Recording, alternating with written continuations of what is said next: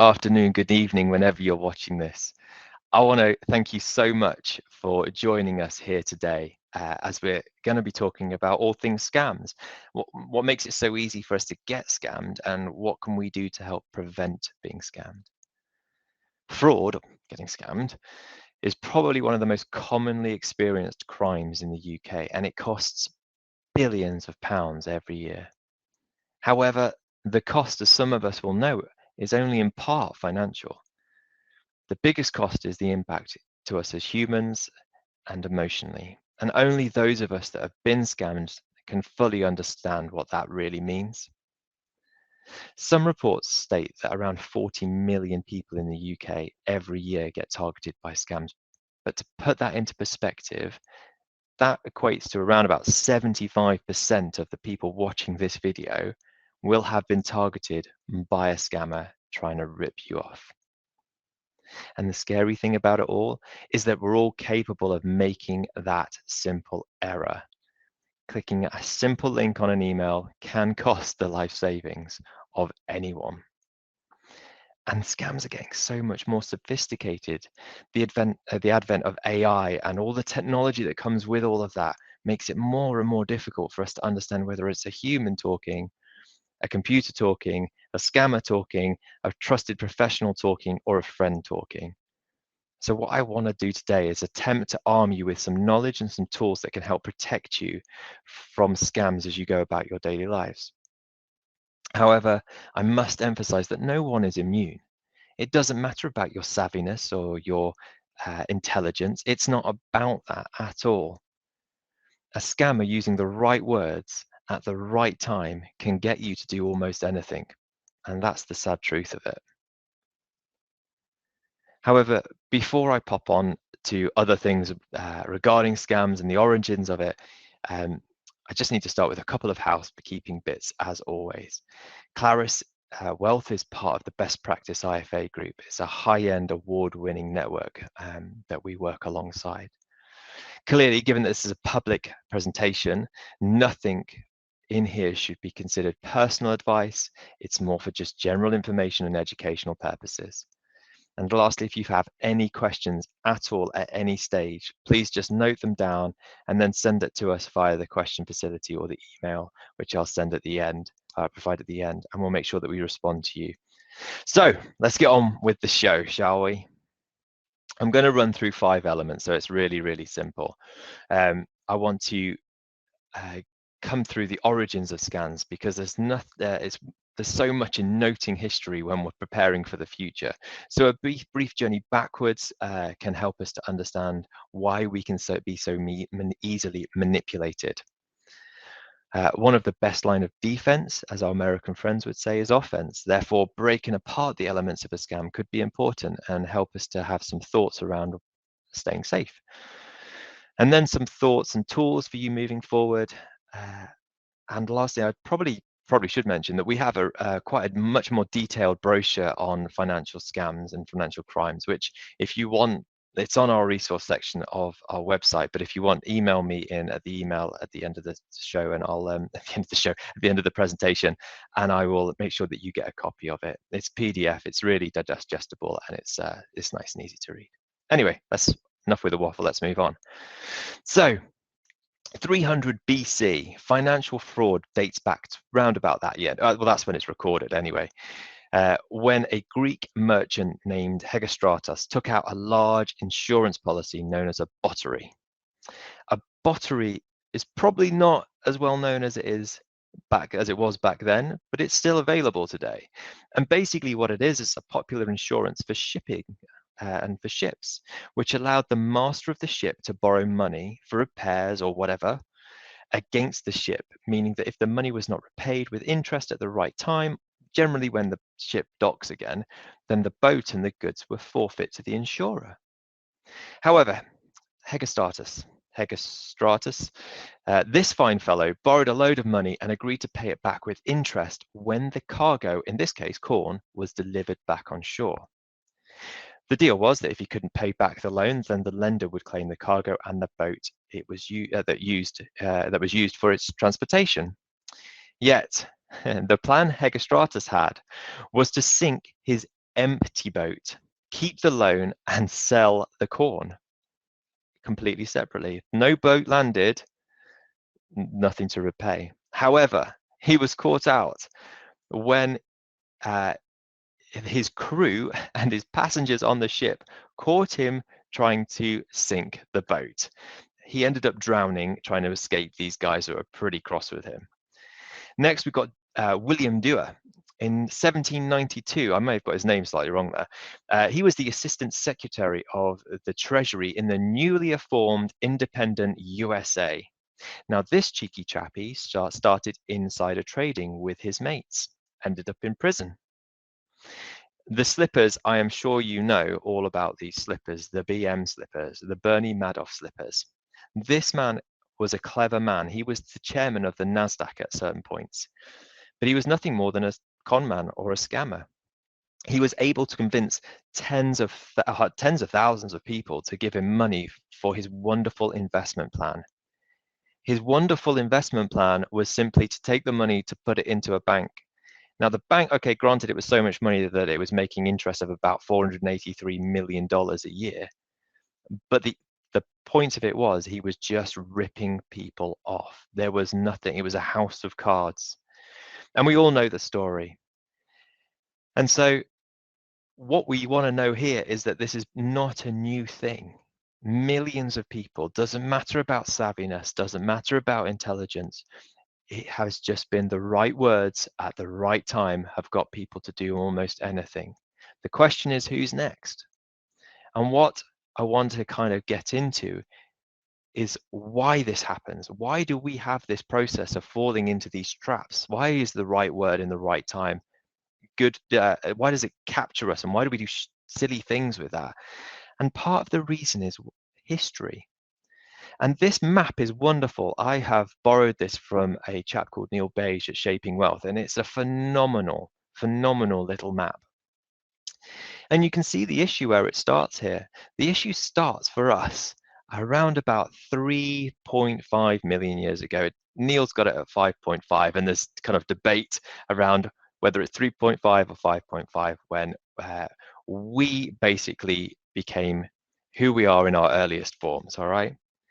But let's leap in time from that, our earliest ancestors, to about 400,000 years ago, when we started to hunt with weapons and spears. So we should not underestimate that. I was very flippant about this moment of development. But to get to this point now, to get to the point where we are now hunting with spears and weaponry, took us 3.1 million years. My point in all of this is that the development of the human brain takes time. It's not a quick thing. But let me leap forward again another 150,000 years. And that's when we start to share our stories. That's when we start writing on cave walls. Again, we're doing another big jump in time. Fast forward again to the birth of modern man. 50,000 years ago, we're becoming more complex, burying the dead with rituals, creating clothes and developing our hunting techniques. 6,000 years ago, we had our first civilization, the Sumerians. We are now writing in complex form, and money is now in circulation. 230 years ago, America had its first president, and all of a sudden, boom, we're here today. The point of this section is to explain that we often think of Victorian times or George Washington or the Sumerians being a long time ago. But in reality, in relation to our brain development, the picture is much bigger and much slower. We are therefore ripe for the picking. No one, and I mean truly mean no one, is immune from being scammed. Remember, intelligence and savviness does not matter. Rank does not matter. The scammer needs a moment of your busyness to get in. The other reason is that you're just normal. And part of being normal is that in hindsight, you will have made a bad decision. But no one wakes up today and says, I am going to make a stupid decision. In hindsight, knowing what you know now, it could have been a poor choice. But at the point where you made that decision, based on the facts that you had in front of you, the circumstance that you were operating in, you made a decision that was rational. We have to make decisions based on what's in front of us, and this is what scammers prey on. Today, it's reckoned that an average person processes about 74 gigabytes of information every day. And to put that into perspective, that's like watching 16 movies through computers or TVs or phones or tablets or whatever gadget we now use. But only 500 years ago, that much information was what was consumed by a highly educated person in their entire life. We have to now process more information in a more condensed time frame than we have ever had to do in our life. Think about that journey, that map. Think about how much data we now consume in a very narrow time frame, often seconds. The point is that we have to process more of that information. We have to make a decision about that information, and we don't have the time to really deeply think about what we're being told, why we're being told it, and what we need to do about it. And part of that is because we have two parts of our brain, an easy instinctive intuition side of our brain and a rational thinking part of our brain. In a book called Thinking Fast and Slow, Daniel Kahneman talks about these two parts of our brain, system one and system two. System one is our lazy bit. It's the quick thinking bit. When we spend most of our decisions sit in this section really. About 95% of the time we're using system one. It's, do you want a cup of tea? Yes, I do. Do you want to go outside? No, I don't. System two kicks in when our brain needs to slow down and think more deeply. It's like 5% of the time that's left, right? It's when you get a big calculation. You know that 2 add 2 equals 4. But if I said what's 17 times 3, your brain has to stop because you don't necessarily know the answer straight away. Your system 2 has to kick in to start thinking about it. Your brain slows down. Now, system 2 over time can influence system 1. And what we need to do in our lives today is to slow our decision making down, not rely on the lazy element, the quick element, the thing that just is intuitive and instinctive. That has a point. It's not bad. Please don't hear me saying that system one is bad. It's not. It's the fight or flight brain that is in operation there. It's what's got us on that massively long journey throughout time. What we just need to do is, if you get a message from Amazon about an order delivery. Now, we all have hundreds of things coming from Amazon. If you have a message that comes through that says, click this because your order's messed up, process that. Don't just click it. We need to think about it. Hold on, is that right? Does that feel right? Why don't I just log in and just check what's going on, because it's likely that all the information will be there. It's just about slowing it down a bit, be a bit more rational with our thinking. We need to also assume nothing, believe nothing. Consider the bottom fact on the right-hand side. It might be your left, I don't know how this comes across on the screen, but 1 in 4 people admitted to taking 24 hours or less to decide on a pension offer. Now, let me say that a different way. People spend less than a day thinking about how to manage, for the rest of their life, their lifelong savings. Crackers, really. But you can see, given the current economic climate, the opportunities that scammers have. They thrive on what Neil calls this trinity of fear: uncertainty, anxiety, and fear. If I don't act, I will miss out. If I miss out, what will happen to the family? Oh, and if I don't do that, then surely this will happen. We just start getting into a cycle. Whereas if we stepped back into our system 2 brain, we'd probably find that the answer is really quite simple and clear and rational. Not to take the benefit, not to click the link, not to give our details over the phone. The issue we have in financial services is that it's entirely complicated. There's nothing about it that's easy to understand. We have to write reams and reams of documentation. You have to read reams and reams of documentation. We have to deliver all the risks, the legislation. At what point in a letter that could be 30 pages long are you meant to pull out the salient facts from that and know what you're doing? Financial products, the markets, all of that stuff, it's complicated. We need to slow it down. The other one that we have on this screen that's quite important is the cloning firm. And this is horrific. And this is the one that scares me most of all. And it's the one that probably could infiltrate your trusted advisors more than anything else. The essence here is that a scammer gets hold of your details, it just hacks into your email. And what they do is nothing. They just watch. They watch the interactions of your emails between you and your trusted advisor. They learn the tone of your trusted advisor. They learn how they communicate. And then all they do is they copy the footer of your trusted advisor, the email footer, and they then start communicating with you, but in the tone of your advisor. Why would you think any different of that? So what you have to do is watch if there's subtle changes. Your trusted advisors should never pressurize you to do anything. They should never force you to make a payment or force you to sign a document unless you already know that that's happening. The quickest and easiest thing that you can do is to pick up the phone and check. But from a scammer's point of view, and from your point of view, you're in the moment, you're in your life, you're in your busyness. You know that your advisor's not going to scam you, so you just believe this email that comes in. They've established that connection link. And once that's created, it starts to become a ball rolling. Come on, let's pay this money. Let's get this invoice. Let's get this done. Just pick up the phone. Just call them and go, hey, this email from you just doesn't quite feel like you are writing it. Why are you pressurizing me to make a payment? I didn't know about this payment. Can I just check with you? Like, it's just a really simple phone call. And that can help cross-check directly with the person that should have sent it.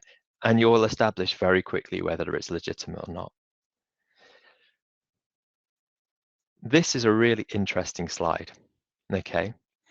Scammers are always 10 steps ahead of us. It's a multi-dollar billion industry. It's a multi-billion dollar industry, let's say it in the right way.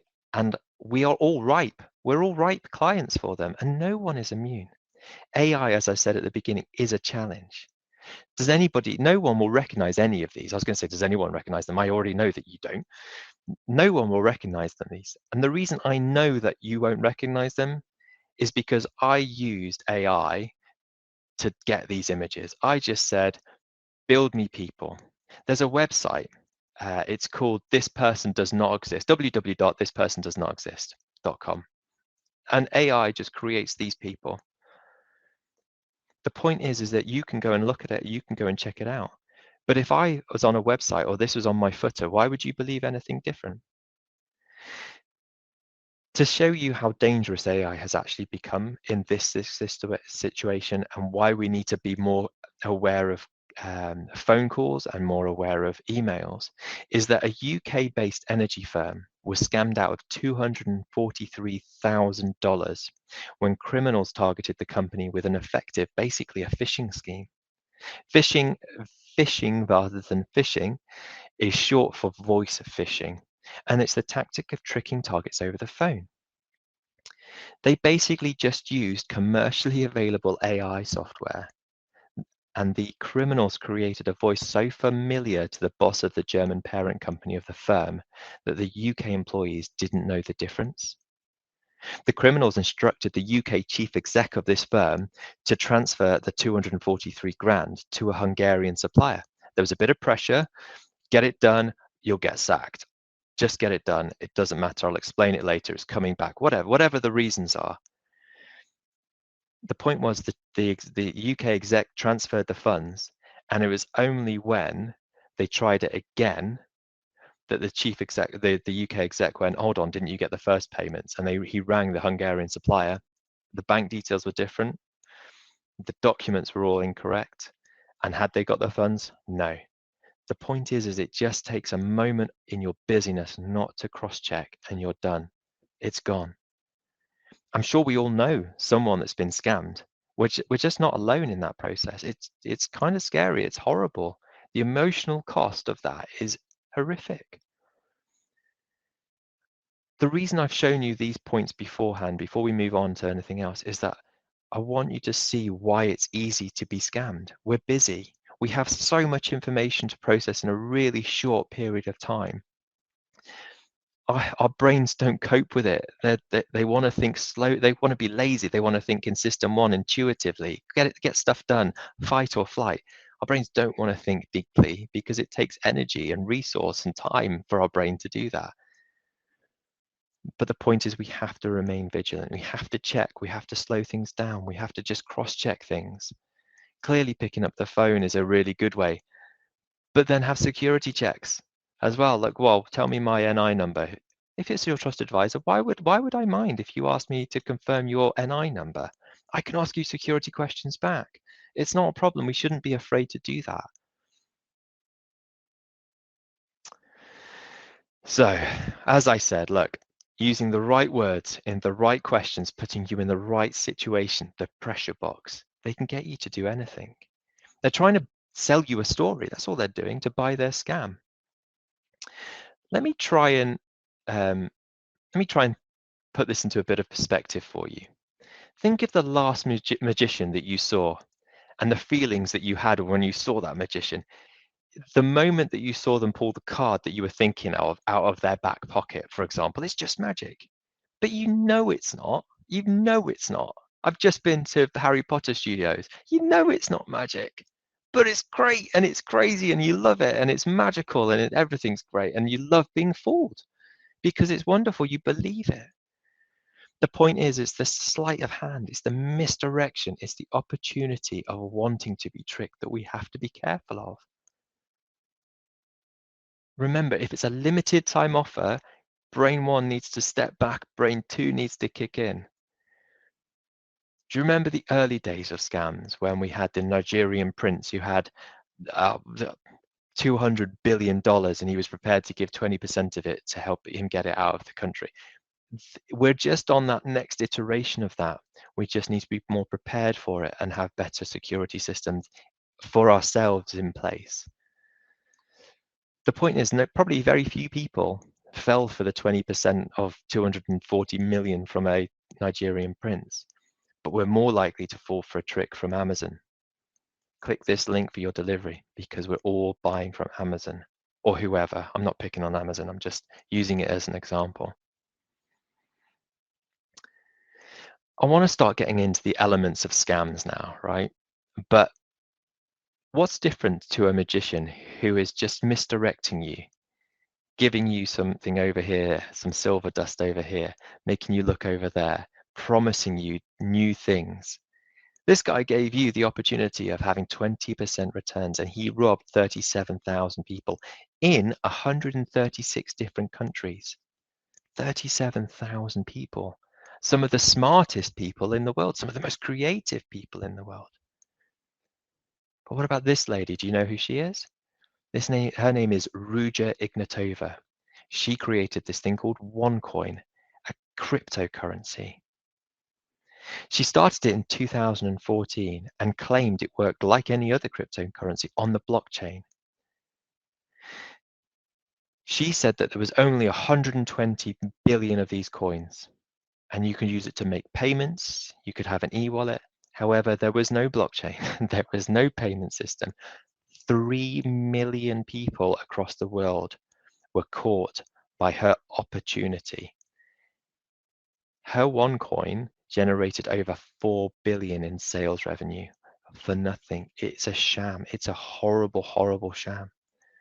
The fear of missing out caught 3 million people across the whole world. It was the opportunity to get something for nothing. Buy this thing, get X number of percent growth. There's nothing, understand it. Do you know what you're getting? So let me go back a step. Something too good to be true. Something for nothing. The fear of missing out. But what about social compliance? Social compliance is fascinating. These are all people of authority. You know that because it says police on his jumper. It says security on the other two. We ascribe authority because of a high visibility jacket or a uniform. And in truth, we need that. We need to know that the man in a police uniform is there to protect us, that his authority as an officer of the law will keep social justice. But what I'm saying is that we need to take care. You have to think about the facts of the situation. Just because someone is wearing a high visibility jacket does not mean he's a car parking attendant. It just means it's a bloke in a high visibility jacket. He's Don't let him park your car if he's not near a car park, if you don't know it, if he's not got an ID badge. There has to be something that we can allow. Social compliance is about following the herd. Okay? Social compliance is also about social proof.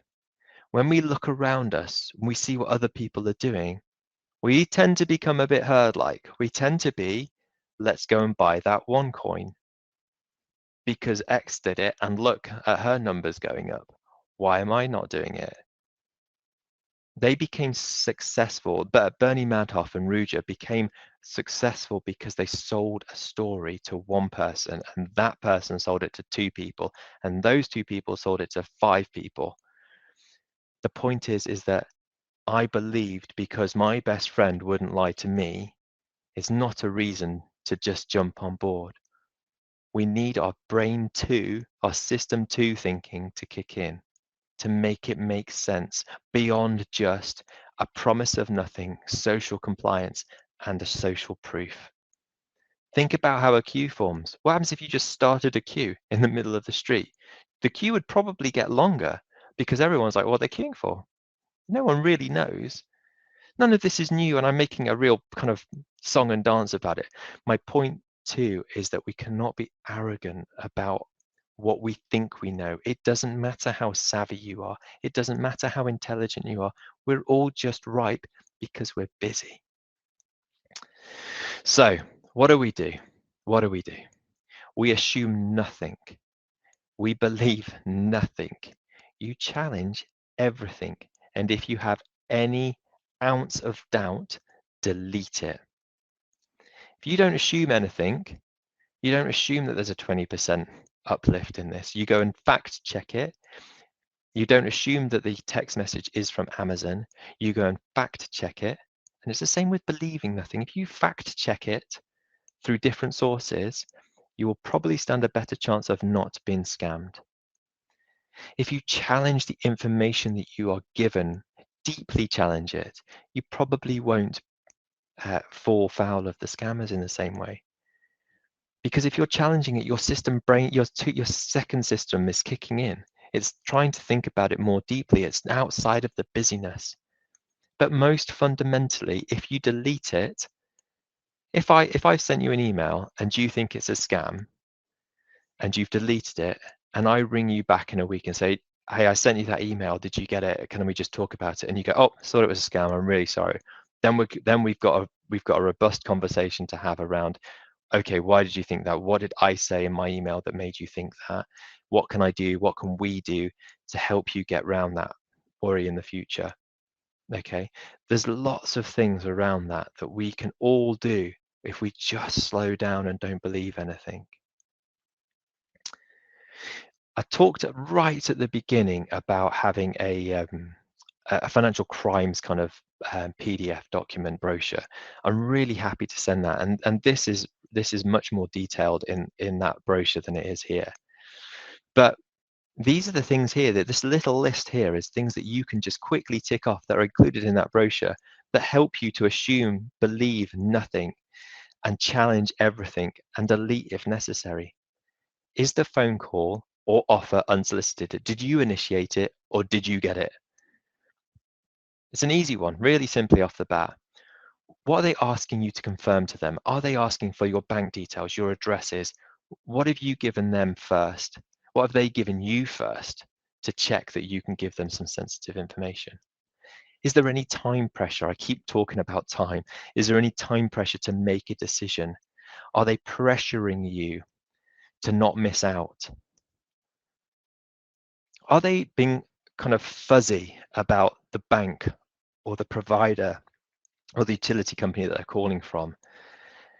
Is there something for nothing that's going on? You can think these things through. If it just there's nuggets in there that you can always have a conversation with someone that you just go, oh, it just doesn't feel quite right. And most importantly, if you just don't like what you're hearing, it just feels funny, just hang up. Just properly hang up the phone or delete the email. This here is that financial guide that we were talking about, and it's got a quiz in the back to kind of test how savvy you are about it. And I am really happy. Like, ping us an email on Twitter, or ping us a tweet on Twitter even. Send me an email at hello@claruswealth.co.uk, and we'll get this to you if you've got any questions. I feel like I've raced through this for you. I feel like it's been a real kind of a race course through different points. But the point is that system 1, system 2 brain. 1 is lazy. Lazy is a wrong word because it's not bad, but it's intuitive, it's instinctive, it's going to fight or flight. System 2 is deep thinking. Slow down a minute. Think about why you're in this situation. Why is someone asking you these questions? Assume nothing. Believe nothing. Delete if it is wrong are the most fundamental things. Have password security systems set up with your trusted advisors. Don't allow them to email you about or pressurize you. Just take some time, think about it, pick up the phone, ask them, go through some security challenges. Anyway, enough. This is meant to be 30 minutes and I'm at 32. So enjoy the rest of your lunch. Thank you for listening. I hope it's been useful.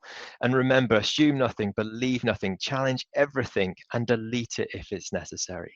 Many thanks, and chat to you soon. Cheers. Bye.